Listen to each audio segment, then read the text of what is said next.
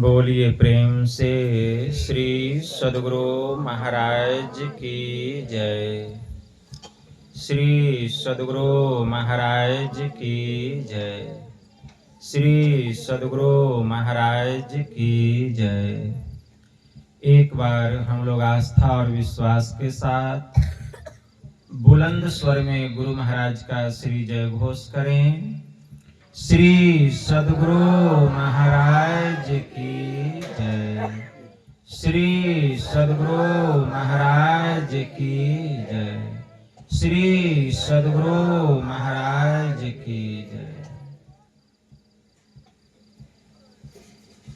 अखंड मंडलाकारं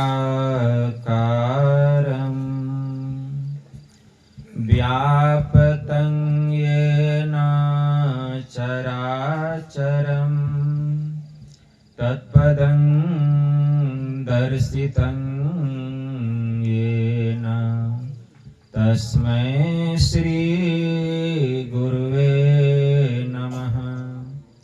गुरु बिनु ज्ञान न उपजे, गुरु बिनु मिले न भेव, गुरु बिनु संशय न मिटे।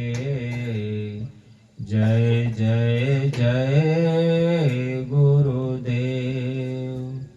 जय जय जय गुरुदेव। गुरु मूर्ति गति चंद्रमा, सेवक नयन चकोर। आठ पहर निरखत रहे, गुरु मूर्ति की ओर। गुरु मूर्ति की ओर। श्री सद्गुरु महाराज की जय। अव्यक्त रूप में परमाराध्य संत सद्गुरु महाराज के पावन कमल चरणों में बारंबार नमन। आदरणीय सत्संग प्रेमी गुरुजनों, भक्तिमती माताओं एवं धर्मशीला बहनों, आप लोगों को सर्वविदित हो चुका है कि यह संतमत सत्संग का आयोजन परलोकवासी सुक्कल बाबू के स्थूल शरीर छूटने के उपरांत उस दिवंगत आत्मा के परम कल्याण के लिए घर परिवार के समस्त लोगों ने मिलजुल कर बड़े ही हर्षोल्लास के साथ जीव के परम कल्याण के लिए यह संत मत सत्संग का आयोजन किए हैं। इस संत मत सत्संग के द्वारा ज्ञान योग युक्त एकमात्र ईश्वर भक्ति का संदेश दिया जाता है, उपदेश दिया जाता है। प्रत्येक प्राणी मात्र को बोध कराया जाता है कि ज्ञान क्या है, योग क्या है, भक्ति क्या है, जीव क्या है, माया क्या है, ब्रह्म क्या है। इन सभी रहस्यमयी बातों का ज्ञान सत्संग के माध्यम से यह जो जीव अबोध बना हुआ है, सत्संग श्रवण करते करते एक दिन वह सुबोध और परम ज्ञानी हो जाता है। अभी संत स्तुति और गुरु वंदना से पाठ का शुभारंभ हुआ। हम लोगों ने अति ही मनोयोग पूर्वक भक्ति युक्त ढंग से पाठ का श्रवण किया। तत्पश्चात श्री रामचरितमानस सार सटीक चतुर्थ सोपान किष्किंधा कांड से भी हम लोगों ने पाठ का श्रवण किया। पाठ के क्रम में हम लोग सुन रहे थे कि भगवान श्री राम ने युक्ति से बाली का वध कर दिया। जब युक्ति से बाली का वध कर दिए, तब बाली की अर्धांगिनी तारा वह विलाप करने लग गई, बहुत विलाप करने लगी। वहीं पर भगवान श्री राम तारा को आत्मज्ञान का उपदेश कर रहे हैं, ब्रह्म ज्ञान का उपदेश कर रहे हैं। क्या कह रहे हैं? भगवान श्री राम कह रहे हैं कि क्षिति जल पावक गगन समीरा, अपंच रचित अति अधम शरीरा, सो तनु तव आगे सोवा, अजीव नित्य तुम के ही लगी रोवा। कि हे तारा, तुम किस लिए विलाप कर रही हो? तुम जो इतना विलाप कर रही हो, इतना शोकित हो रही हो, बात क्या है? इस बाली के लिए? अरे यह जो शरीर है पंचभूतों से मिलकर बना हुआ है। मिट्टी, जल, अग्नि, हवा और आकाश, पंच भौतिक तत्वों से मिलकर हम सबका यह मनुष्य का शरीर बना हुआ है। लेकिन इस शरीर का अस्तित्व कब तक? यह जो पंच तत्वों से मिलकर हमारा शरीर बना हुआ है, मिट्टी, जल, अग्नि, हवा और आकाश, इस शरीर का अस्तित्व कब तक? जब तक इस शरीर के भीतर में जीवात्मा है, जब तक इस शरीर के भीतर में जीव है, तभी तक इस शरीर का अस्तित्व है। जैसे ही जीव निकल गया, इस शरीर का अस्तित्व समाप्त हो गया, समाप्त हो गया। फिर यह जो शरीर है, इस शरीर की तीन गति हो जाएगी।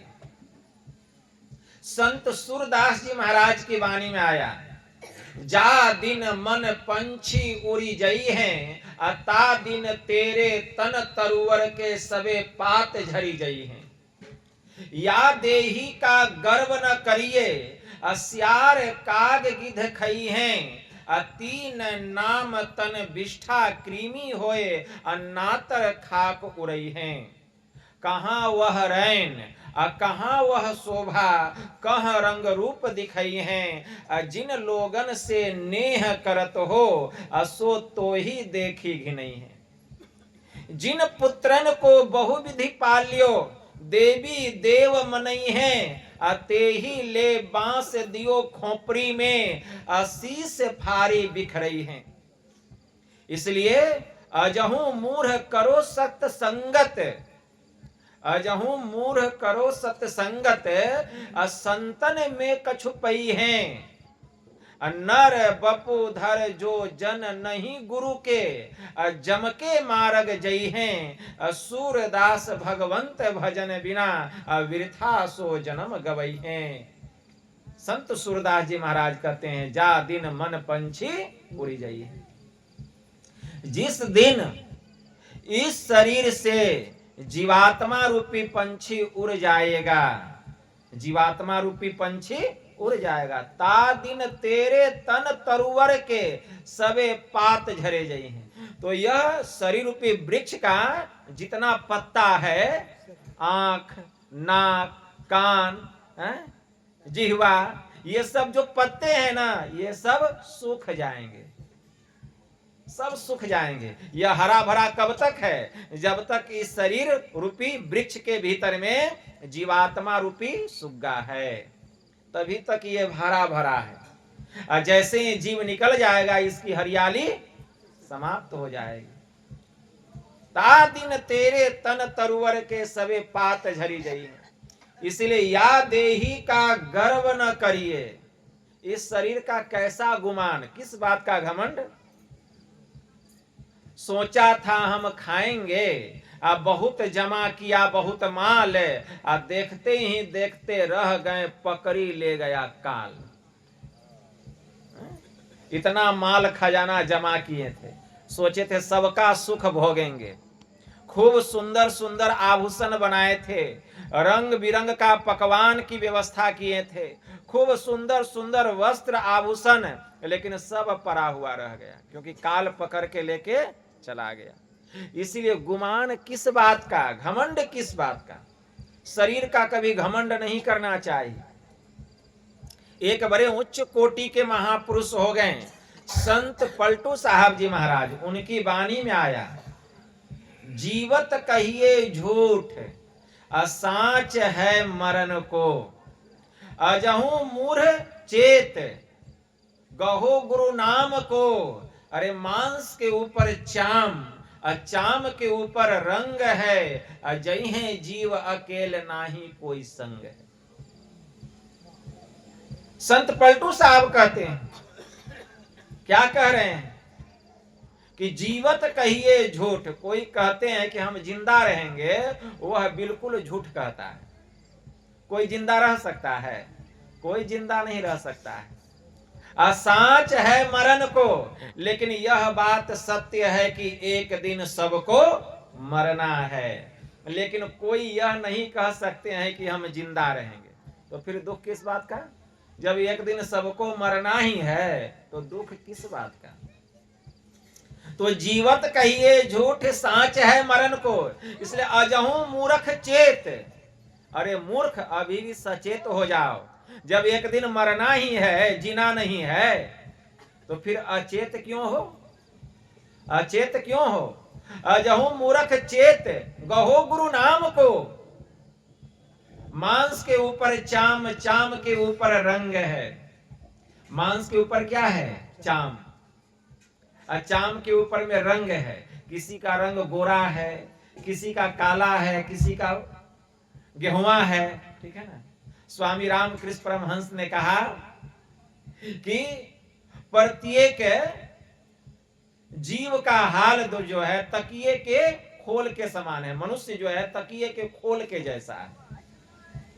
जैसे कोई तकिया का खोल बाहर से लाल, कोई हरा, कोई पीला दिखाई देता है, लेकिन सब खोल के भीतर में एक रुई ही रहता है। उसी प्रकार बाहर से कोई मनुष्य काला, कोई गोरा, कोई लंबा, कोई नाटा, कोई पतला, कोई मोटा दिखाई देता है, लेकिन सबके भीतर में वही जीवात्मा है, वही जीवात्मा है। इसीलिए मांस के ऊपर चाम, चाम के ऊपर रंग है, लेकिन जय है जीव अकेले। ये हार मांस चाम वाला शरीर भी साथ में जाने वाला नहीं है, जीव अकेले जाएगा। हार मांस और चाम वाला शरीर भी साथ में नहीं जाएगा। जय है जीव अकेले, ना ही कोई संग है, तो और कोई दूसरा कैसे जा सकता है?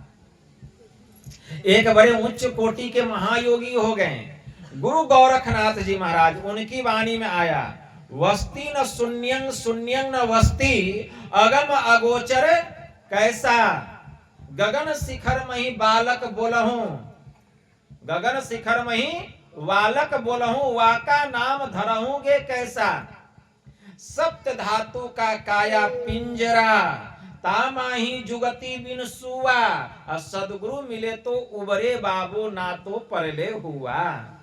आवे संगी जाई अकेला, ताथे गोरख राम रमेला, काया हंस संगी हुए आवा, जाता जोगी किन्हुन पावा, जामन मरण बहुरी वियोगी, ताथे गोरख भैला जोगी, जियत जग में मुआ समान, प्राण पुरस्कृत किया पयान। अरे गगन मंडल में औंधा कुआं, तहां अमिका वासा, सबुरा होई सो भर भर पिया, निगुरा जाए पियासा, गौरख कहे सुनहु रे अवधू, पंचो पसर निवारी, अपनी आत्मा आप विचारो सोवो पांव पसारी, ऐसा जाप जपो मन लाई, सोहम सोहम अजपा गाई, आसन दृढ़ करी धरो ध्यान, अहिनिसी सुमिरो ब्रह्म ज्ञान, नासा अग्र निज ज्यों बाई, ईरा पिंगला मधी समाई, 600 सहस 21 जाप, तब अनहद उपजे आपे आप,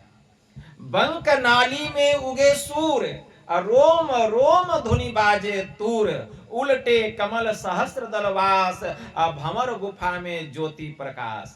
गौरख कहे सुनहु रे अवधू, जग में ऐसे रहना आंखें देखिबा आ काने सुनिबा, मुख से कछु न कहना। यह जग तो है कांटे की बारी, आ देखी दृष्टि पग धरना। मन में रहना, सबके मन में रहना, लेकिन भेद न कहना। लेकिन किसी का भेद एक दूसरे के सामने मत कहना। बोलिबा अमृत वाणी, और जब भी कुछ बोलना मधुर वचन बोलना। अगिका अग्नि होइबा अवधु आपन होइबा पानी। अगर सामने का व्यक्ति अगर आग बरसा रहा है तो अपने को पानी बना लेना चाहिए। महायोगी गुरु गोरखनाथ जी महाराज ने कहा, क्या कहते हैं, बड़ी सुंदर बात कहते हैं। कहते हैं वस्ती न शून्यं, न वहां वस्ती है न वहां खाली है। शून्य मतलब होता है खाली। वस्ती न शून्यं, शून्यं न वस्ती। अगम अगोचर कैसा, वह जो परमात्मा है वह जहां है वहां बस्ती भी नहीं है। तो क्या वहां खाली है? कहते हैं खाली भी नहीं है, न बस्ती है न खाली है। बस्ती न शून्यं, शून्यं न वस्ती, अगम अगोचर कैसा। तो कहते हैं गगन शिखर मही बालक बोले। जो सबसे ऊंचे शिखर पर जाता है तो उसको उसका आवाज सुनाई देता है। हालांकि उस परमात्मा का आवाज सृष्टि के कण कण में हो रहा है, लेकिन सुनाई दे रहा है।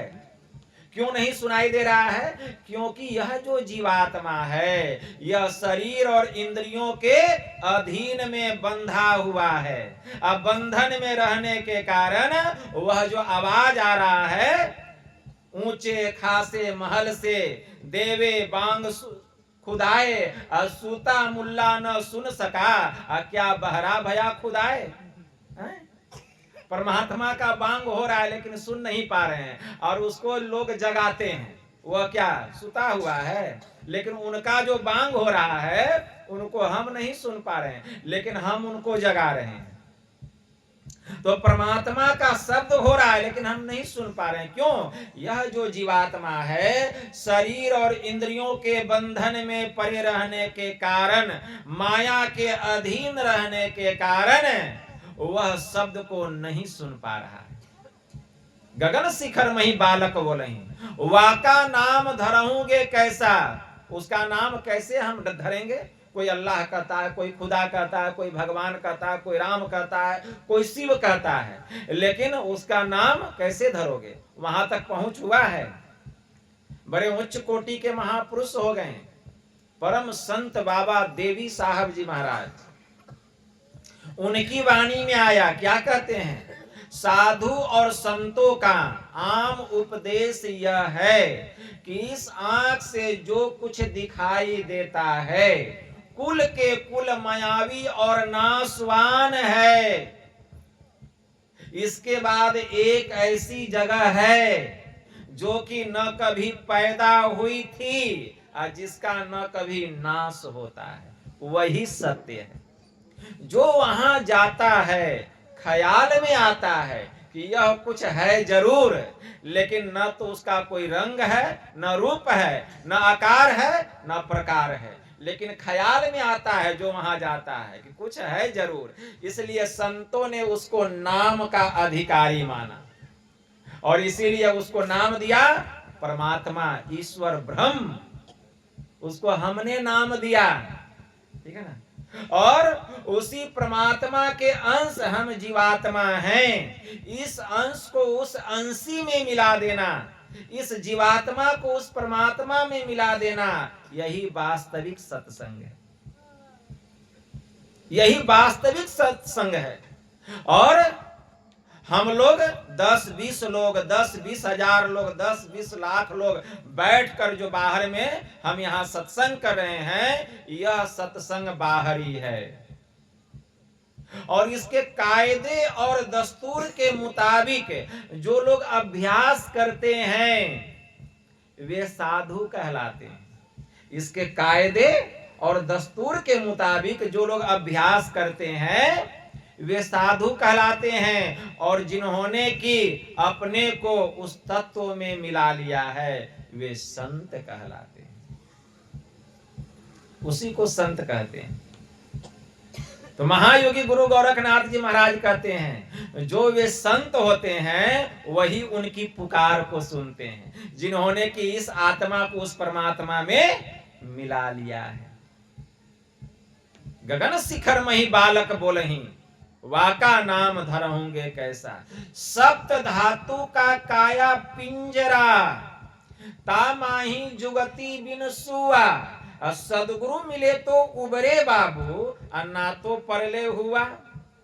कहते हैं हमारा जो शरीर है 7 धातुओं से मिलकर के बना है, और इसमें जीवात्मा रूपी जो सुग्गा है वह सोया हुआ है। मेद, मज्जा, मांस, रक्त, वीर्य, हड्डी और चमड़ा, यही 7 धातुओं से मिलकर हम सबका शरीर बना हुआ है। और इस शरीर के भीतर में जीव रूपी सुग्गा जो है सोया हुआ है। सप्त धातु का काया पिंजरा, तामाही जुगती बिन सुआ। तो जीव क्यों सोया हुआ है?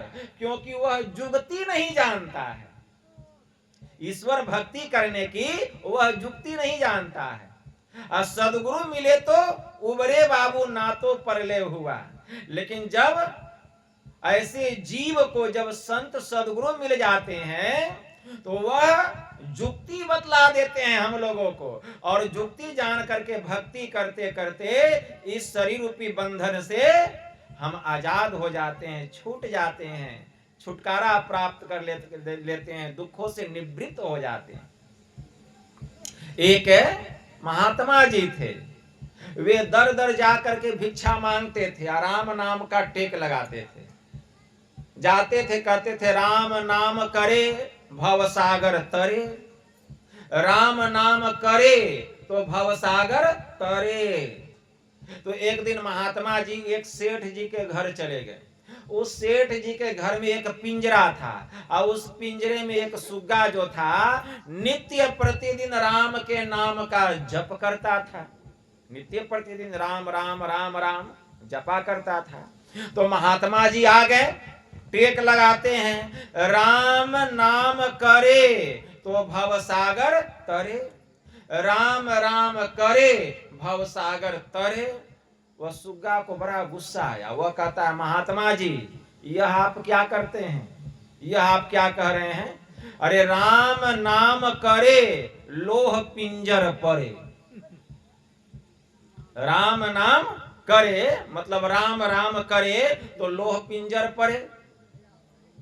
क्या सुग्गा यह तो क्या कहता है? अरे राम का नाम जपने से तो जीव संसार रूपी सागर से छूट जाता है, और तू कहता है राम राम करे लोह पिंजर परे। कहे महात्मा जी प्रत्यक्ष के सामने प्रमाण की क्या आवश्यकता है? आप देखिए मैं नित्य प्रतिदिन राम राम जपता हूं, लेकिन लोहे के पिंजरे में कैद हूं। तब महात्मा जी कहते हैं सुग्गा सुनो, अरे जुगती करे तो सहजे तरे, जुगती करे तो सहजे तरे। तू राम राम करता है लेकिन जुक्ति जान के नहीं करता है, इसलिए लोहे के पिंजरे में बंद है। अरे जुक्ति जानेगा राम राम जपने का तो ये लोहे का पिंजरा कौन कहे? इस संसार रूपी पिंजरे से छुटकारा मिल जाएगा। अब सुग्गा सोचने लगा तो जुगती हम कहाँ जाएंगे सीखने, भले महात्मा जी आए हैं इन्हीं से जुक्ति सीख लेते हैं। कहते हैं महात्मा जी अगर ऐसी बात है तो हम कहाँ जाएंगे गुरु को खोजने के लिए? अब आप आए हैं, आप ही हमको कुछ जुक्ति बतला दीजिए। तो महात्मा जी सुग्गा के कान में जाकर के जुगती बतला दिए। अब सुग्गा नित्य प्रतिदिन वह क्रिया करने लगा। क्रिया करते करते एक दिन प्राण की गति को बंद कर लिया, प्राण स्पंदन करने लगा। शास्त्र में आया है, सांडिल्योपनिषद में एक बड़ा अच्छा मंत्र आया है, यथा सिंहो गजो व्याघ्रो भवेद्वस्य शनेः शनेः तथैव सेवितो वायुर्न्यथा हन्ति साधकम। जैसे बाघ, सिंह और हाथी धीरे धीरे काबू में आते हैं, उसी प्रकार धीरे धीरे अभ्यास करते करते प्राण को आयाम किया जाता है, मतलब वायु को वश में किया जाता है। तो वह सुग्गा अभ्यास करने लगा, महात्मा जी से जुक्ति जानकर, और अभ्यास करते करते प्राण की गति को बंद कर लिया। प्राण की गति को बंद कर लिया। सेठ जी जब सुबह उठे तो देखते हैं सुग्गा चितांग, सिर नीचे पैर दोनों ऊपर। अब सेठ जी को लगा कि लगता है कि सुग्गा मर गया। तो सेठ जी भी होशियार, एक लकड़ी का तिनका उठाते हैं, हिला डोला के देखते हैं कि जिंदा है कि मरा है। कहा नहीं, ये तो पूरे साफ हो गया। अब लोहे का पिंजरा लेके गए छत पर, अब पिंजरे का दरवाजा खोले और सुग्गा को जैसे फेंके, सुग्गा फुर्र से उड़ गया। तो कहने का मतलब है सुग्गा पहले राम के नाम का जप करता था, लेकिन पिंजरे में कैद था, जुक्ति नहीं जानता था। लेकिन जब गुरु से जुक्ति जान के जपने लगा तो लोहे के पिंजरे से वह छूट गया। इसीलिए महायोगी गुरु गोरखनाथ जी महाराज ने कहा, सप्त धातु का काया पिंजरा तामाही जुगति बिन सुआ। यह सुग्गा सोया हुआ है जी रूपी, और सदगुरु मिले तो उबरे बाबू, ना तो परले हुआ। आवे संगी जाई अकेला, ताथे गौरख राम रमेला। कहते हैं आवे संगी जाई अकेला, ताथे गौरख राम रमेला। कहते हैं कि हम बाबा अकेले आए हैं और अकेले जाएंगे, बिल्कुल गलत। हम संग में आए हैं लेकिन अकेले जाएंगे। हम आए हैं संग में, लेकिन लोग क्या कहते हैं, हम अकेले आए हैं। लेकिन हम अकेले नहीं आए हैं, हम आए हैं संग में, लेकिन जाएंगे अकेले। कैसे? तो महायोगी गुरु गोरखनाथ जी महाराज कहते आवे संगी जाई अकेला, ताथे गौरख राम रमेला। ठीक है ना। काया हंस असंगी वे आवा, जाता जोगी किन्हु न पावा। जब यह जीव रूपी हंसा शरीर में आया तो जीव के साथ यह शरीर था 3.5 हाथ का। शरीर में आंख था, नाक था, सिर था, बाल था, हाथ पैर सब था। माँ के गर्भ से जब बाहर आए तो शरीर था कि नहीं जीव के संग में? इस शरीर को लेकर के इस संसार में आए हम, माँ के गर्भ से जब निकले तो शरीर के संग में आए। तो काया हंस संगी वे आवा, लेकिन जाता जोगी किन्हु न पावा। लेकिन जब शरीर छोड़ के जाते हैं तो यह शरीर भी यहीं रह जाता है। ताथे गौरख राम रमेला। गौरख कहे सुनहु रे अवधु, पंचो पसर निवारी, अपनी आत्मा आप विचारो, सोवो पांव पसारी। गगन मंडल में औंधा कुआं, तहां अमी का वासा, सगुरा होई सो भर भर पिया, निगुरा जाए पियासा। इसलिए हमें ऐसा ध्यान करना चाहिए, ऐसा ध्यान करना चाहिए कि वहां से जो अमृत की वर्षा हो रही है उस अमृत का हम पान करें। इसके लिए क्या करना पड़ेगा? तो कहते हैं गौरव कहे सुनहु रे अवधु, पंचो पसर निवारी। मतलब 5 ज्ञान इंद्रियों से अपने को बचाना पड़ेगा, अपने को रोकना पड़ेगा। हमारी जो सूरत है, हमारा जो चित्त है, हमारा जो मन है, यह 5 ज्ञान इंद्रियों के अधीन हो गया है। अब 5 ज्ञान इंद्रियों के अधीन हो करके यह 5 विषय का भोग कर रहा है। संत कबीर साहब ने कहा, मन 5 के बस में पड़ा, अब मन के बस नहीं 5, अपने अपने स्वाद में सबही नचावे नाच।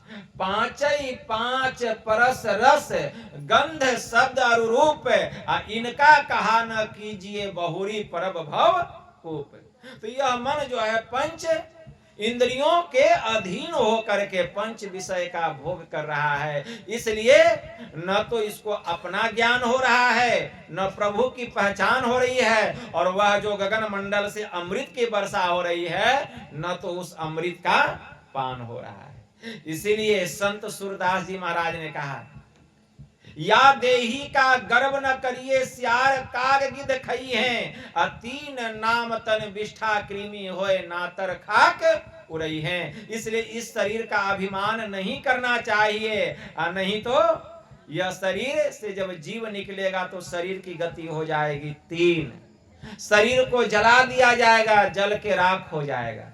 शरीर को जमीन में गाड़ दिया जाएगा तो यह खाद बन जाएगा, विष्ठा बन जाएगा। और शरीर को जब नदी में या पोखर में या समुद्र में बहा दिया जाएगा, इसमें कीड़ा पड़ जाएगा। तीन नाम तन विष्ठा कृमि होए, नातर खाक उड़े। विष्ठा मतलब खाद, कृमि मतलब कीड़ा पड़ जाएगा, नहीं तो खाक मतलब राख हो जाएगा। यही तीन गति होगी शरीर की। इसलिए इसके लिए शोक कैसा है? भगवान श्री राम तारा को उपदेश कर रहे हैं कि तारा तुम किस लिए शोक कर रही हो? क्षितिजल पावक गगन समीरा, पंच रचित यह अधम शरीरा। पंच तत्वों से यह मिलकर अधम शरीर बना हुआ है। जब तक जीव है तभी तक इस शरीर का अस्तित्व है। जैसे ही जीव निकल गया, शरीर का अस्तित्व समाप्त हो गया। यम ने नचिकेता से कहा, कठोपनिषद में बड़ा अच्छा मंत्र आया, अशरीरम शरीरे स्वनवस्थे स्वस्थितम महानतम विभुमात्मानम मत्वा धीरो न सोचती। जो सभी शरीरों में शरीर रहित है, जो सभी अनित्यों में नित्य स्वरूप है, ऐसे महान आत्मा को जानकर मनुष्य कभी शोक नहीं करता। शोक कौन करता है? जिसको यह ज्ञान नहीं है। बौद्धिक रूप में भी अगर जिसको यह ज्ञान हो जाए सुन करके भी, तो वह शोक नहीं करता है। क्यों? वह जान लेता है कि जो सभी शरीरों में शरीर रहित है, कौन? यह आत्मा। जो सभी अनित्यों में नित्य स्वरूप है, यह शरीर अनित्य है और इसमें नित्य रहने वाला कौन है? आत्मा। जब शरीर है तब यह है, जब शरीर नहीं था तब यह था, और जब शरीर नहीं रहेगा तब भी आत्मा रहेगा। तो जो सभी शरीरों में शरीर रहित है, जो सभी अनित्यों में नित्य स्वरूप है, ऐसे महान आत्मा को जानकर ज्ञानी पुरुष कभी शोक नहीं करते।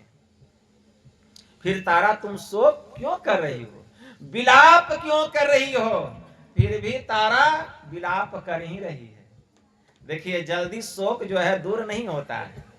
तब भगवान श्री राम ने कहा, सो तनु तब आगे सोवा, जीव नित्य तुम कहीं लगी रोवा। तारा तुम किसके लिए रो रही हो? हमको बताओ। तुम इस शरीर के लिए रो रही हो, जो बाली का शरीर जो तुम्हारे सामने पड़ा हुआ है, या इस शरीर में रहने वाला जो जीव था, जो इस शरीर को छोड़ के कहीं चला गया, उसके लिए रो रही हो? यह बतलाओ कि तुम किस लिए रो रही हो। तुम्हारे सामने जो तुम्हारे पति का शरीर पड़ा हुआ है, इस शरीर के लिए रो रही हो कि इस शरीर में रहने वाला जो जीव था, तुम उसके लिए रो रही हो? पहले यह बताओ, किसके लिए रो रही हो? अगर तारा तुम इस शरीर के लिए अगर रो रही हो, तो यह शरीर अनित्य है और तुम्हारे सामने पड़ा हुआ है। अगर तुम इस शरीर के लिए रो रही हो, तो यह शरीर तुम्हारे सामने पड़ा हुआ है। सो तनु तब आगे सोआ, तुम्हारे सामने शरीर सोया हुआ है। लेकिन अगर इस शरीर में रहने वाला जो जीव था, तुम उसके लिए रो रही हो, तो सुनो, जीव नित्य और तुम कहीं लगी रोवा। वह जीव तो नित्य है, किसी भी काल में उसका नाश नहीं होता है।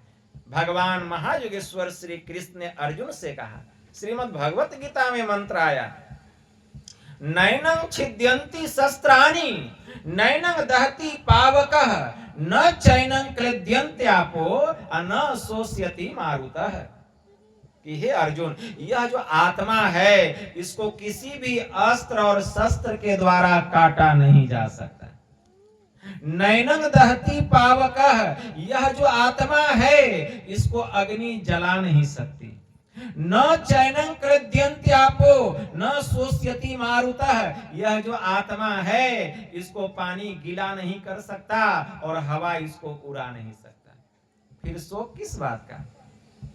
भगवान ने कहा, और यही बात गोस्वामी जी ने मानस में भी लिखा, ईश्वर अंश जीव अविनाशी, अचेतन अमल सहज सुख राशि। ईश्वर का अंश यह जो जीव है, यह अविनाशी है। जैसे ईश्वर का किसी काल में नाश नहीं होता है, वैसे ही इस आत्मा का भी किसी काल में नाश नहीं होता है।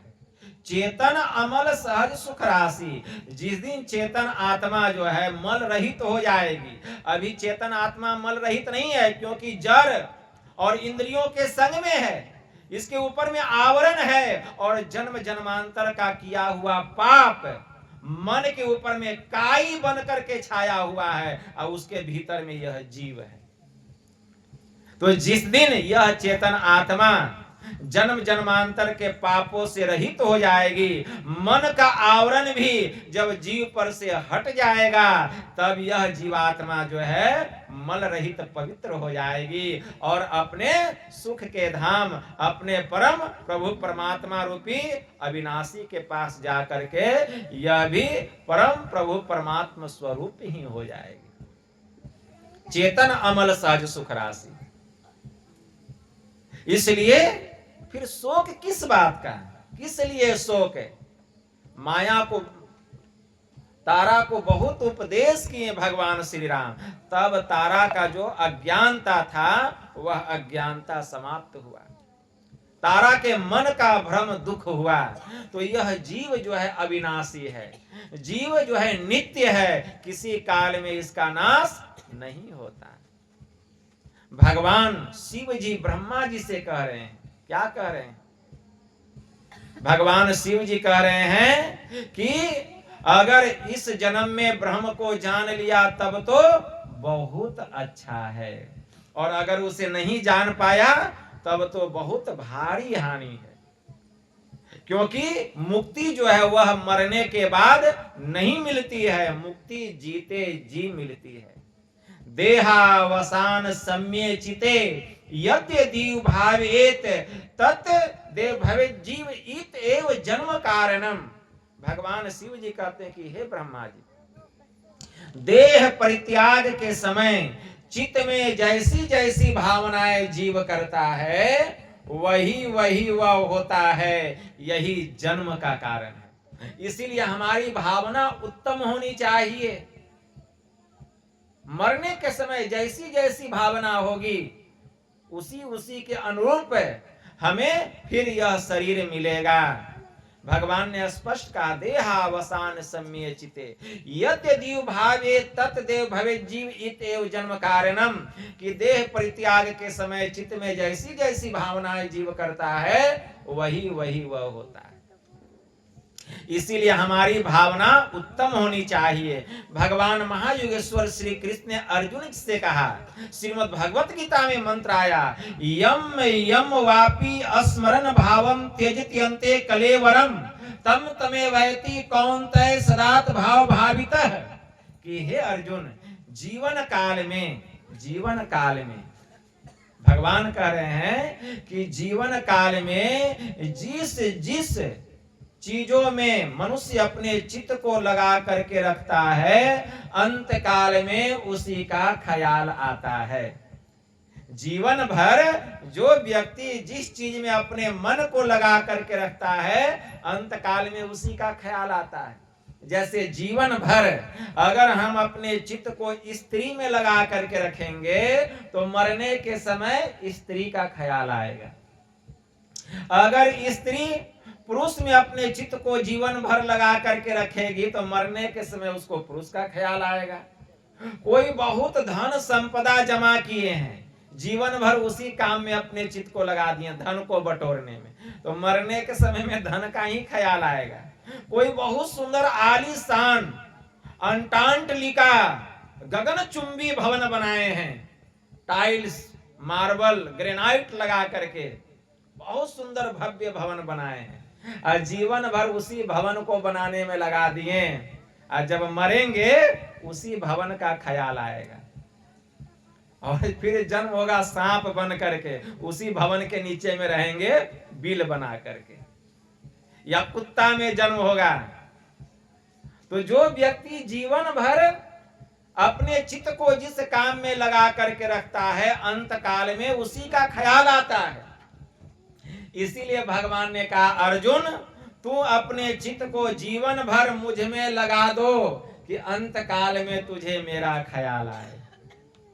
हे अर्जुन, तुम जीवन भर अपने चित्त को मुझ में ही लगा दो कि अंत काल में तुझे मेरा स्मरण हो, मेरा ख्याल आए। यम यम वापी स्मरण भावम त्यजति अन्ते कलेवरम तम तमे वैति कौन्तेय सदात भाव भावितः। क्योंकि अगर मेरा ख्याल आएगा तब क्या होगा, तो भगवान ने कहा प्रयाण काले मनसा चलेन, प्रयाण काले मनसा चलेन भक्त्या युक्तो योग बलेन चेव भ्रूर मध्ये प्राणम अवश्य सम्यकस्य तम परम पुरुषमुपेति दिव्यम। कि हे अर्जुन, शरीर छोड़ने के समय अगर कोई साधक या साधिकाएं भक्ति युक्त होकर योगिक क्रिया के द्वारा दोनों भवों के मध्य में एकाग्र चित्त से अपने चित्त को एकाग्र करके वहां अगर अपने देह का परित्याग करता है तो वह मेरे दिव्य लोक में जाता है, दिव्य लोक में जाता है।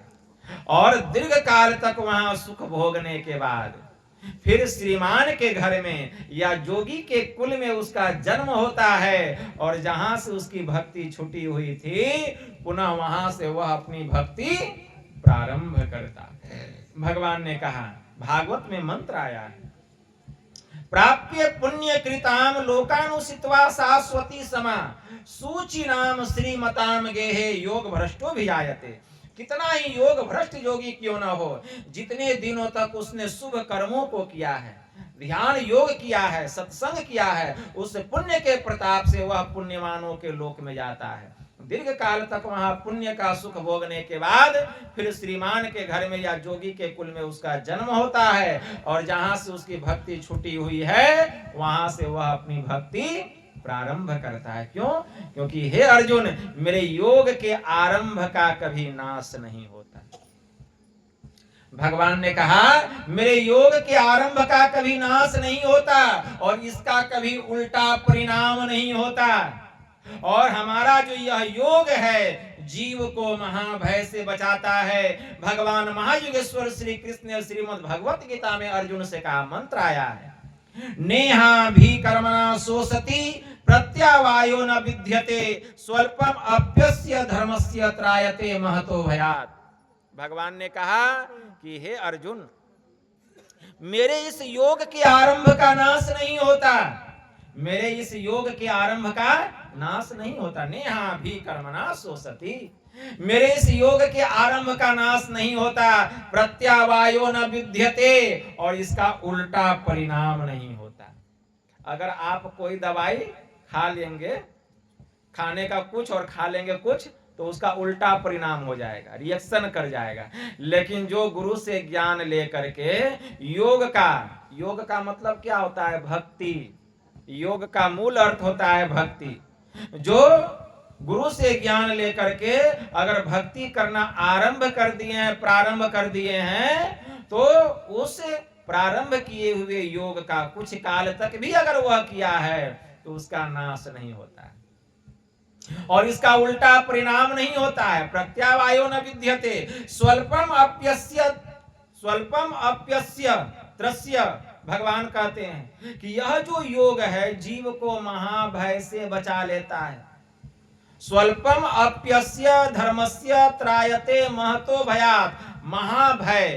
महाभय क्या है? मनुष्य शरीर को छोड़कर इतर योनि में चले जाना। मतलब सांप का शरीर, कीड़ा मकोड़ा का शरीर, गांछ वृक्ष का शरीर, पशु पक्षी का शरीर, ये सब इतर योनि है। तो मनुष्य शरीर के अलावा इतर योनियों में चले जाना, मतलब यह जो इतर योनि है यह महाभय का योनि है। जीव जो है इस महाभय से बच जाता है, मतलब वह कीड़ा मकोड़ा पशु पक्षी वह गांछ वृक्ष की योनि में नहीं जाता, वह बार बार मनुष्य की योनि में जाता है, बार बार मनुष्य की योनि में जाता है। और भक्ति करते करते एक दिन वह मुझको ही प्राप्त करता है। तब जाकर के जीवन काल में जीते जी उसको मुक्ति की प्राप्ति हो जाती है, क्योंकि मरने के बाद किसी को मुक्ति नहीं मिलती। यही बात भगवान शिव जी ब्रह्मा जी से कह रहे हैं, पिंड पातेन या मुक्ति सा मुक्तिर्न तु मन्यते देहे ब्रह्मत्वमयाते जलानम सिंधुवम यथा अनन्यताम यदा याति तदा मुक्तः सः उच्यते। कि मरने पर जो मुक्ति होती है वह मुक्ति नहीं है। मुक्ति तो वह है जबकि जीव ब्रह्मत्व को प्राप्त कर लेता है, ब्रह्म दशा को प्राप्त कर लेता है। जैसे लवण मतलब नमक, समुद्र में घुलकर एक में एक हो जाता है। उसी प्रकार योग करते करते, भक्ति करते करते जब सभी आवरणों को पार करके यह जीवात्मा परमात्मा में मिलकर एक में एक हो जाता है, इस दशा में जीव को परम मुक्ति की प्राप्ति होती है। तब जीव जो है उससे भिन्न नहीं, अभिन्न हो जाता है, एक में एक हो जाता है। तो यही जो है, यही जीते जी केवल मुक्ति को प्राप्त करना कहा गया। जब तक वह इस संसार में रहता है जीवन मुक्त महापुरुष कहलाता है, और जब इस संसार और शरीर को छोड़कर उस तत्व में जाके, परम तत्व में जाकर के वह मिल जाता है, तब विदेह मुक्ति की प्राप्ति होती है। इसी को संत कबीर साहब ने कहा, साधो भाई जीवत ही करो आशा, जीवत समझे जीवत बूझे जीवत मुक्ति निवासा, जियत कर्म की फांस न काटी अमुए मुक्ति की आशा, तन छूटे जीव मिलन कहतो यह सब झूठी आशा। अरे अबहू मिला है सो तबहू मिलेगा, नहीं तो जमपुर वासा, दूर दूर ढूंढे मन लोभी मिटे न गर्भ तरासा, साध संत की करे न बंदगी कटे न कर्म की फांसा, सत गहे सतगुरु को चिन्हे सतनाम विश्वासा, कहे कबीर साधन हितकारी, अरे हम तो साधन के दासा। जो ऐसी साधना करते हैं, ऐसी भक्ति करते हैं, जिन्होंने इस तत्व को उस परम तत्व में मिला लिया है, ऐसे साधकों का, ऐसे संतों का हम दास हैं, संत कबीर साहब कहते हैं। तो यह मुक्ति जीते जी मिलेगा, मरने के बाद नहीं मिलेगा। इसलिए जीते जी इसके लिए उद्यम करना चाहिए, मतलब अभ्यास करना चाहिए, परिश्रम करना चाहिए। लेकिन जब तक इस शरीर में जीवात्मा है, खूब घूमो खाओ पियो ऐश मौज करो, मतलब हम जो अपना जीवन है बर्बाद कर देते हैं विषय भोग में, विषय भोग में। अरे बूढ़ा भी हो जाते हैं, बूढ़ा बूढ़ी हो जाते हैं, फिर भी विषय भोग छूटता नहीं है। संत पलटू साहब ने कहा, चोला भया पुराना आज फटे की काल है, आज फटे की काल है तेहू पे है ललचाना, तीनों पन गए बीत भजन का मरम न जाना, नख सिक भय सफेद तेहू पे नाही चेते, जोरी जोरी धन धरे गला औरन का रेते, अब का करियो यार जब काल ने किया तगादा, चले न एको जोर आए जब पहुंचा वादा, पलटू तेहू पे लेत है माया मोह जंजाल, चोला भया पुराना आज फटे की काल। फिर भी जो है विषय भोग में डूबे हुए रहते हैं। एक फकीर ने बड़ा अच्छा कहा, यहाँ आकर कोई रह नहीं पाए, जो बड़े सुल्तान थे जा समाए खाक में वे, जो नवाब और खान थे ताज जरी से जरे, चमकते थे यो वर्क वश, पास जिनके सभी तरह के ऐसो आराम के समान थे। 4 दिन नौबत बजाकर अपनी अपनी चल दिए, चाहे वे ईमान थे चाहे बेईमान थे, नेक नामी ले गए वे जो कर गए नेक काम, ले गए लानत वे जिनसे पहुंचते नुकसान थे। इसलिए यह मनुष्य का शरीर मिला है भक्ति करने के लिए, भक्ति करने के लिए। पता नहीं कब शरीर छूट जाएगा, कहाँ नहीं जा सकता है। आछे दिन पाछे गए हरि से किया न हेत, अब पछताए होत क्या जब चिड़िया चुग गई, फिर पछताना पड़ेगा। इसीलिए हमारे परमाराध्य कहने की कृपा की, क्या कहते हैं, जितने मनुष्य तनधारी हैं प्रभु भक्ति कर सकते सभी, अंतर व बाहर भक्ति कर घटपट हटाना चाहिए। हम भक्ति करें, कैसी भक्ति, अंतर व बाहर भक्ति कर घटपट हटाना चाहिए। ठीक है ना, कि जीव के ऊपर में 3 पर्दा, अंधकार का, प्रकाश का और शब्द का, हम ऐसी भक्ति करें, ऐसी भक्ति करें कि ये तीनों पर्दा जीव पर से उतर जाए और जीव को अपना निज ज्ञान हो। पहले अपना ज्ञान, और जैसे अपना ज्ञान होगा वैसे परमात्मा की पहचान हो जाएगी। जैसे एक बूंद जल का पहचान जिस दिन हो जाएगा, फिर क्या बावरी का जल, क्या कुआं का जल, क्या नदी का जल, क्या सागर का जल, सब जल की पहचान हो जाएगी। तो ठीक उसी प्रकार जिस दिन अपना ज्ञान हो जाएगा उसी दिन परमात्मा की पहचान हो जाएगी। तो अपना ज्ञान कैसे होगा?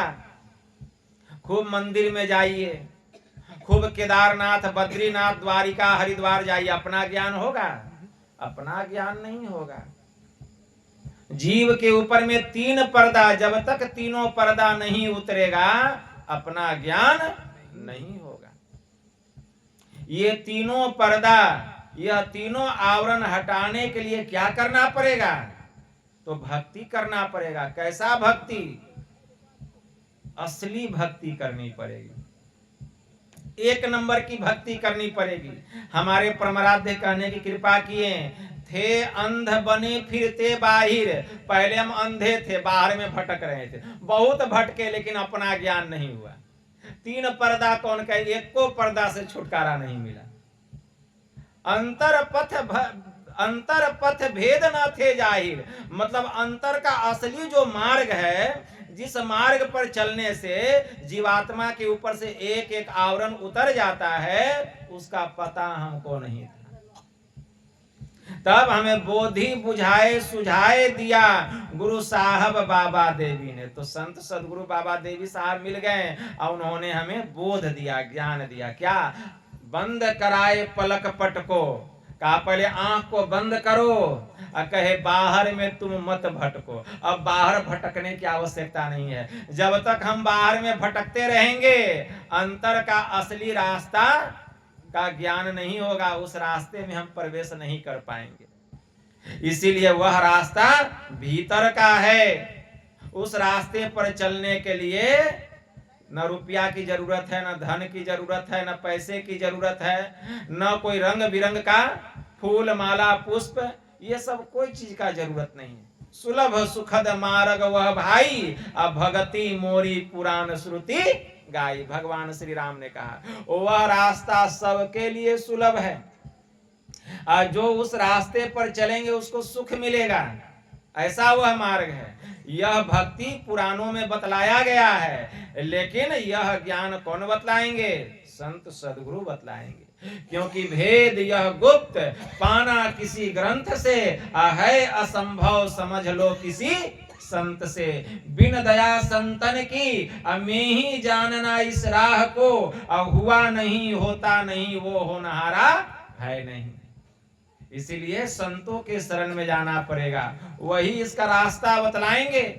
तो भक्ति क्या है? तो जिस क्रिया विशेष विधि के द्वारा जीवात्मा के ऊपर जो त्रैमायिक आवरण है, ये त्रैमायिक आवरण से जीव को छुटकारा मिल जाए और जीवात्मा परमात्मा में मिलकर एक में एक हो जाए, उसी क्रिया विशेष विधि को परमात्मा की भक्ति कहा गया। क्यों? मायाबद्ध जीव आवागमन के चक्र में पड़ा रहता है, इस प्रकार रहना जीव के सब दुखों का कारण है। इससे छुटकारा पाने के लिए सर्वेश्वर की भक्ति ही एकमात्र उपाय है। और वह भक्ति क्या है? जिससे कि जीव पर से यह त्रैमायिक आवरण उतर जाएगा और यह आत्मा परमात्मा में मिलकर एक में एक हो जाएगा। वह भक्ति क्या है? वह क्रिया विशेष विधि क्या है? हमारे परमाराध्य कहते हैं मानस जप, मानस ध्यान, दृष्टि साधन और सुरत शब्द योग द्वारा सर्वेश्वर की भक्ति करके अंधकार प्रकाश और शब्द के प्राकृतिक तीनों पर्दों से पार जाना और सर्वेश्वर से एकता का ज्ञान प्राप्त करके मोक्ष पा लेने का मनुष्य मात्र अधिकारी है। अरे यही तो ईश्वर की भक्ति है, यही ईश्वर की भक्ति है। और जितना भी काम है वह भोग का साधन हो सकता है, लेकिन ईश्वर के पाने का साधन नहीं हो सकता। हमें मानस जप करना पड़ेगा, मानस ध्यान करना पड़ेगा, दृष्टि साधन करनी पड़ेगी और नदानुसंधान की साधना करनी पड़ेगी, और कोई दूसरा उपाय नहीं है। संत कबीर साहब ने कहा घूंघट का पट खोल रे तो को पीव मिलेंगे। कैसे? घूंघट का पट खोल, कैसे? यह पर्दा कैसे हटेगा? जो कि परमात्मा का दर्शन होगा। काशी चले जाएं, द्वारिका चले जाएं, हरिद्वार चले जाएं, हट जाएगा? नहीं। घट घट में वह साईं रमता, कटुक वचन मत बोल रे तो को पीव मिलेंगे। धन जोवन का गर्भ न कीजे, झूठा पचरंग चोल रे तो को पीव मिलेंगे। शून्य महल में दियरा बारी, शून्य महल में दियना बारी ले, आशा से मत डोल रे तो को पीव मिलेंगे। जोग जुगुत से रंग महल में, संत कबीर साहब ने कहा ना कि गुरु से जोग जान करके, जुक्ति जान करके योग करना पड़ेगा। जोग जुगुत से रंग महल में, रंग महल कौन है? यह हमारा शरीर, यही रंग महल है। जोग जुगुत से रंग महल में अपिया पायो अनमोल रे। जुक्ति जानकर जब योग करेंगे, भक्ति करेंगे, अब भक्ति करते करते जब सभी आवरणों को हम पार कर जाएंगे, तब वह अनमोल रत्न परमात्मा रूपी लाल की प्राप्ति होगी और हम माला माल हो जाएंगे, फिर कंगाल नहीं रहेंगे। तो वह लाल तो हम सबके भीतर में है, लेकिन फिर भी हम कंगाल हैं। क्यों? वह लाल से भेंट नहीं हुआ है। जिस दिन उस लाल से भेंट हो जाएगी, परमात्मा रूपी लाल से, फिर हम कंगाल नहीं माला माल हो जाएंगे। इसलिए लाली मेरे लाल की जित देखूं तित लाल, लाली देखन मैं गई मैं भी हो गई लाल। तो उसको प्रयास करेंगे तब उस परमात्मा रूपी लाल का दर्शन होगा, तब हम माला माल होंगे। तो यह काम करना पड़ेगा। इस काम को करने के लिए कहीं जाने की आवश्यकता नहीं। कहां जाइएगा?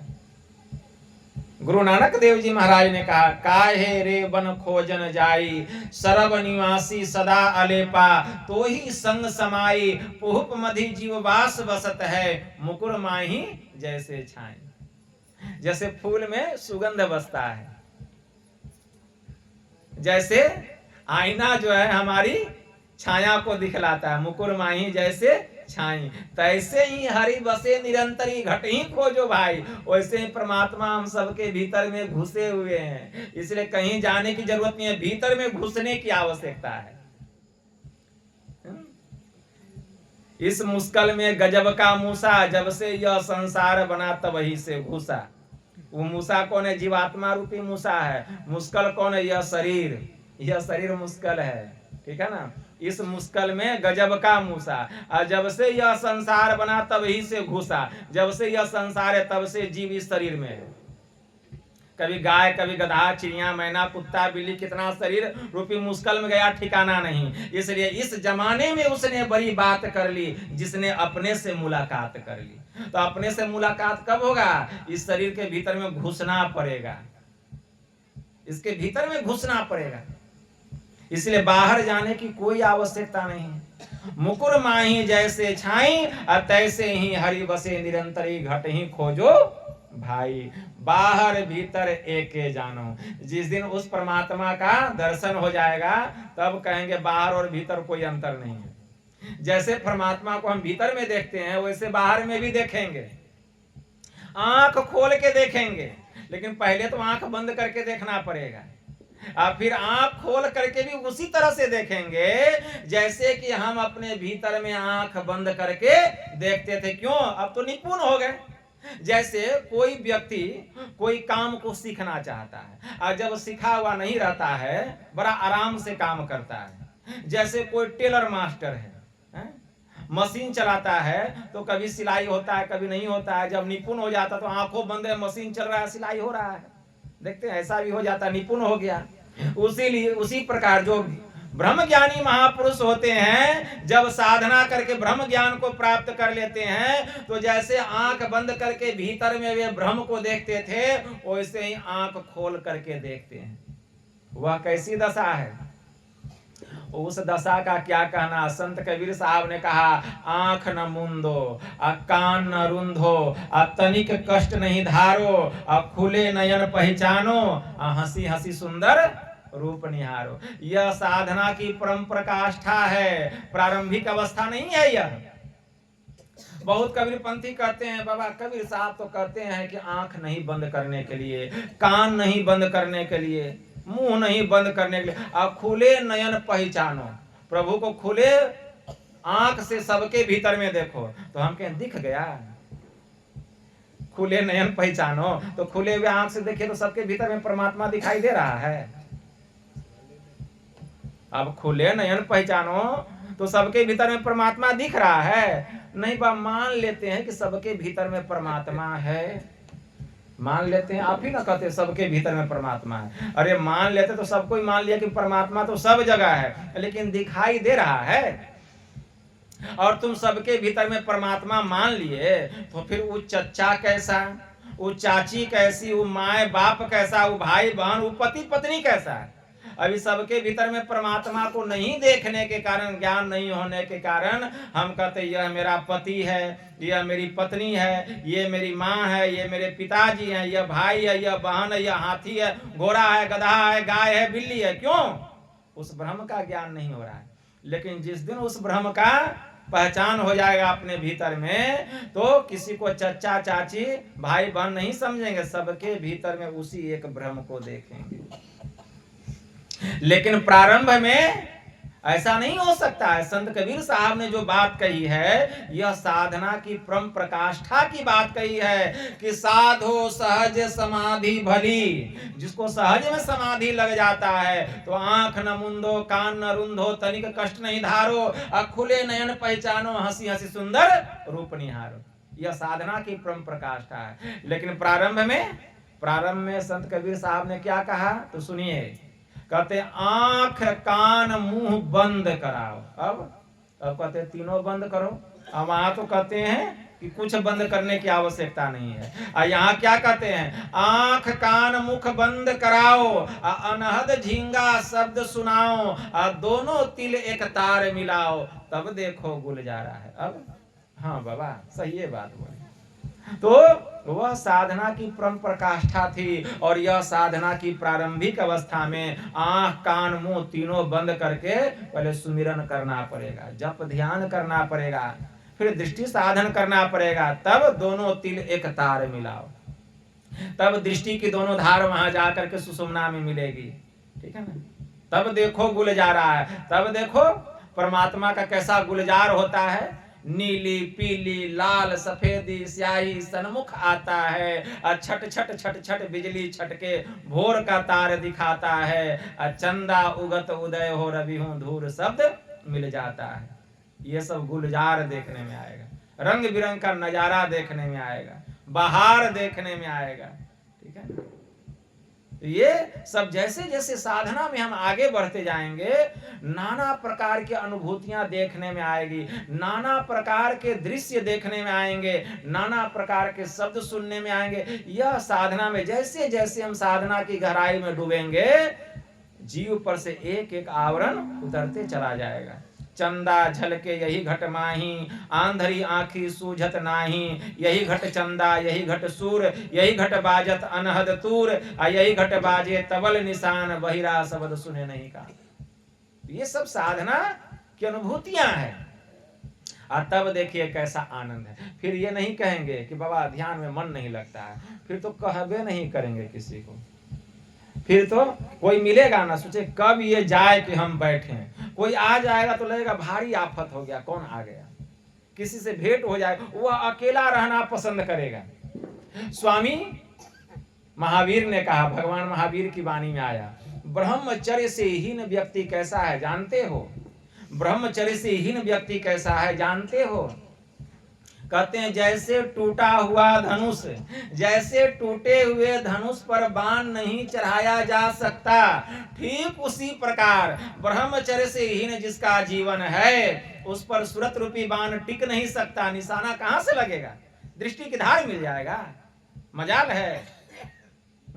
गुरु महाराज की वाणी में आया, गुरु प्रगट है और प्रभु गुप्त है। गुरु प्रगट है एक ही दयाल, लेकिन बिना गुरु प्रभु मिलते नहीं, ऐसा बड़ा मजाल। लेकिन इसके लिए ब्रह्मचर्य का पालन जरूरी है। फिर क्या कहते हैं? आत्मशोधक पुरुषों के लिए शरीर का श्रृंगार, पौष्टिक स्वादिष्ट भोजन, शरीर का श्रृंगार, पौष्टिक स्वादिष्ट भोजन, ये सब तालपुट विष के समान भयंकर है। शरीर का श्रृंगार, तालपुट, स्त्री पुरुषों का संसर्ग, शुद्ध स्वादिष्ट भोजन, ये सब तालपुट विष के समान महान भयंकर है। जो व्यक्ति निष्कपट होता है उसी की आत्मा शुद्ध होती है, और जिसकी आत्मा शुद्ध होती है उसी के पास धर्म ठहरता है। जैसे घी से सिंची हुई अग्नि पूर्ण प्रकाश को प्राप्त करती है, ठीक वैसे ही जो सरल और शुद्ध साधक होता है वही परम निर्वाण पद को प्राप्त करता है। साधना में सब आगे नहीं बढ़ सकता है, बहुत संयम से चलना पड़ेगा, लेकिन साधन करते करते चलते चलते संयम अपने आप आने लगता है। जैसे आप आगे बढ़ेंगे साधना में, सब चीज अपने छोड़ के भागने लग जाएगा। छोड़ने की क्या आवश्यकता है, वो छूटते चला जाएगा। बहुत लोग कहते हैं बाबा हमसे होवे नहीं करेगा, इतना झमेला है, करिए नहीं पाएंगे तो लेके क्या करेंगे, कर ही नहीं पाएंगे तो जीवन भर नहीं कर पाएंगे, ठीक है ना, जीवन भर नहीं कर पाएंगे। हर कोई जानता है कि चोरी नहीं करना चाहिए, फिर भी लोग चोरी करता है। कौन नहीं जानता चोरी नहीं करना चाहिए? हर कोई जानता है झूठ नहीं बोलना चाहिए, फिर भी क्यों झूठ बोलते हैं? हर कोई जानते हैं कि नशा हिंसा बेविचार नहीं करना चाहिए, लेकिन फिर भी लोग करते हैं। क्यों? बड़े बड़े विद्वान लोग से ये गलतियां हो जाती है और करते रहते हैं। कारण क्या है? क्योंकि उनके जीवन में अध्यात्म ज्ञान का अभाव है, सत्संग का अभाव है। अध्यात्म ज्ञान के अभाव के कारण विद्वता होने पर भी उनसे ये पाप होते रहता है। अब कोई सोचेंगे पहले हम पाप से छूटेंगे तब सत्संग में जाएंगे ध्यान करेंगे, न पाप से छूटेंगे न उनसे ध्यान सत्संग होगा। इसलिए सत्संग सुनना चाहिए। सत्संग सुनते सुनते सत्संग का ऐसा प्रभाव होता है कि धीरे धीरे जो है एक एक पाप जो है छूटने लगता है। पहले तो मांस मछली खाना बंद, तब ना दीक्षा लेंगे। सत्संग सुनने लगे, अब के नहीं अब मांस मछली नहीं खाएंगे। क्यों? पहले तो बड़ा अच्छा लगता था, सुनते सुनते कहते बाबा अब मांस मछली खाने का मन नहीं करता। क्यों? अध्यात्म ज्ञान का बल मिला आत्मा को, मन पर उसका प्रभाव पड़ा, उधर से वृत्ति हट गई और प्रभु में जाकर के वृत्ति लग गई। क्योंकि सत्संग परमात्मा का निज अंग है। जो मनुष्य सत्संग में चला आता है वह परमात्मा की गोद में बैठ जाता है और फिर गुरु से ज्ञान लेके जब ध्यान करने लगता है तो अपने झूठ भी छूटने लगता है, एक एक पाप अपने छूटने लगता है और एक समय वह बड़ा सत्यवादी बन जाता है, परम पवित्र हो जाता है। और जब परम पवित्र होता है तब इस दशा में उसकी उड़ान कितनी ऊंची होती है, उसकी सूरत की गति इतनी तेज हो जाती है। ना विरतो दुश्चरिता ना शांतो ना स्माहित न शांत मांसो वापी प्रज्ञानेन ममाप्नुयात्। जो पाप कर्मों से निवृत्त नहीं हुआ है, जिसकी इंद्रियां शांत नहीं है, जिसका चित्त अशांत एवं असमाहित है, वह कभी भी आत्मज्ञान को प्राप्त नहीं कर सकता। वह परम पवित्र हो जाता, तब साधना करते करते वह परम निर्वाण पद को प्राप्त करता है।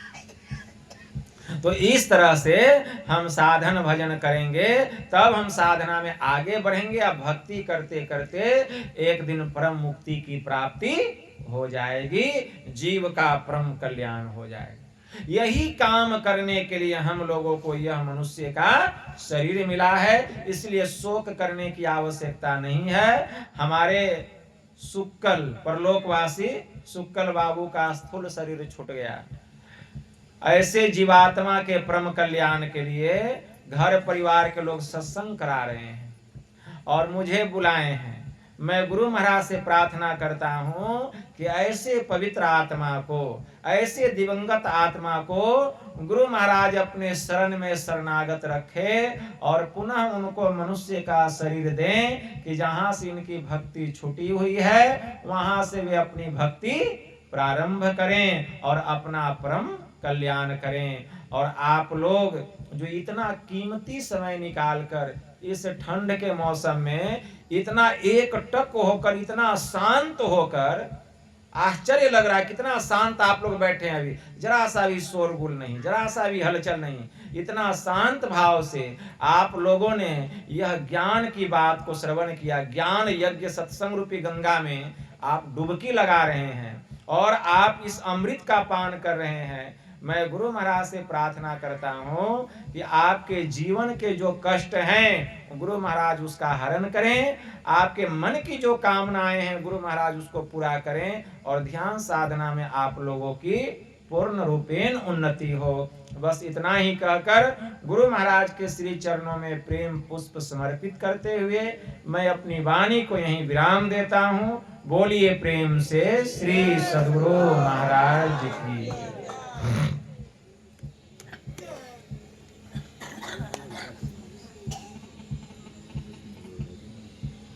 क्या हुआ?